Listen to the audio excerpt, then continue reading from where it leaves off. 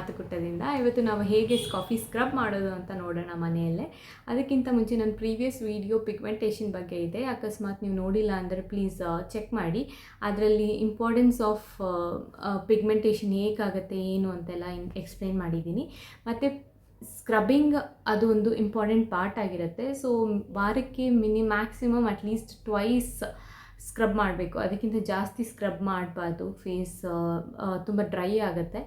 So scrubbing ಮಾಡೋದ್ರಿಂದ ನಿಮ್ಮ dry cells ಆಗಿರಲಿ ಮತ್ತು ಬೇರೆ ಅನ್ವಾಂಟೆಡ್ ಡರ್ಟ್ ಪಾರ್ಟಿಕಲ್ಸ್ ಏನು ಕೂತಿರುತ್ತೆ ಅದೆಲ್ಲ ಹೋಗುತ್ತೆ. ಸೊ ಸ್ಕ್ರಬ್ಬಿಂಗ್ ಮಾಡೋದು ತುಂಬ ಇಂಪಾರ್ಟೆಂಟ್. ಸೊ ಇವತ್ತು ನಾನು ಕಾಫಿ ಸ್ಕ್ರಬ್ಗೆ ಚಕೋರಿ ಇಲ್ದಿರೋ ಕಾಫಿ ಪೌಡರ್ ಕಾಫಿ ವೆಂಡರ್ ಅವ್ರ ಹತ್ರ ತೊಗೊಂಬಂದಿದ್ದೇನೆ. ಸೊ ನೀವು ಇನ್ಸ್ಟೆಂಟ್ ಕಾಫಿ ಎಲ್ಲ ಯೂಸ್ ಮಾಡೋಂಗಿಲ್ಲ, ಸೊ ಅದು ಏನು ವರ್ಕ್ ಆಗೋಲ್ಲ ನಿಮ್ಮ ಸ್ಕಿನ್ ಮೇಲೆ.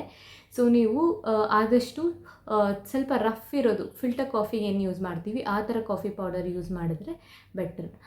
ಇವಾಗ ಹೇಗೆ ಮಾಡೋಣ ಅಂತ ನೋಡೋಣ. ಕಾಫಿ ಸ್ಕ್ರಬ್ ಮಾಡೋಕ್ಕೆ 2 ಸ್ಪೂನ್ ಕಾಫಿ ಪೌಡರ್, 1 ಟೇಬಲ್ ಸ್ಪೂನಷ್ಟು ಶುಗರ್ ಮತ್ತು 1-2 ಟೇಬಲ್ ಸ್ಪೂನಷ್ಟು ಆಯಿಲ್ ಬೇಕಾಗತ್ತೆ. ಇಲ್ಲಿ ನಾನು ಕೋಕೋನಟ್ ಆಯಿಲ್ ಯೂಸ್ ಮಾಡಿದ್ದೀನಿ.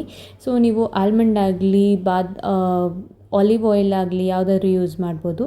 ನೀವು ಇದನ್ನು ತುಂಬ ದಿವಸ ಆಚೆ ಇಡೋಂಗಿಲ್ಲ. ಸೊ ಮೈಕ್ರೋಬಿಯಲ್ ಆ್ಯಕ್ಟಿವಿಟೀಸಿಂದ ಅದು ಸ್ಪಾಯ್ಲ್ ಆಗೋ ಚಾನ್ಸಸ್ ಇರುತ್ತೆ.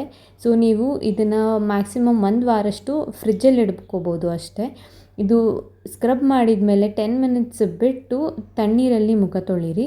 ಕಾಫಿ ಸ್ಕ್ರಬ್ ಅಂತ ಅಲ್ಲ, ಬಟ್ ತುಂಬ ಸ್ಕ್ರಬ್ಸ್ ಅವೈಲೇಬಲ್ ಇರುತ್ತೆ ಮತ್ತು ನೀವು ಮನೆಯಲ್ಲೇ ಮಾಡ್ಕೋಬೋದು. ಶುಗರ್ ಸ್ಕ್ರಬ್ ಆಗಿರಲಿ, ವಾಲ್ನಟ್ ಶೆಲ್ ಸ್ಕ್ರಬ್ ಆಗಿರಲಿ, ಅದನ್ನೆಲ್ಲ ನಾನು ಶಾರ್ಟ್ಸ್ ವೀಡಿಯೋಸಲ್ಲಿ ತೊಗೊಂಬರ್ತೇನೆ. ಸೊ ಸಬ್ಸ್ಕ್ರೈಬ್ ಮಾಡೋದನ್ನು ಮರಿಬೇಡಿ, ಸೊ ನಿಮಗೆ ಇನ್ಫಾರ್ಮೇಷನ್ ಬರುತ್ತೆ. ಸೊ ಇದು ರಿಸಲ್ಟ್ ಆಗಿರುತ್ತೆ.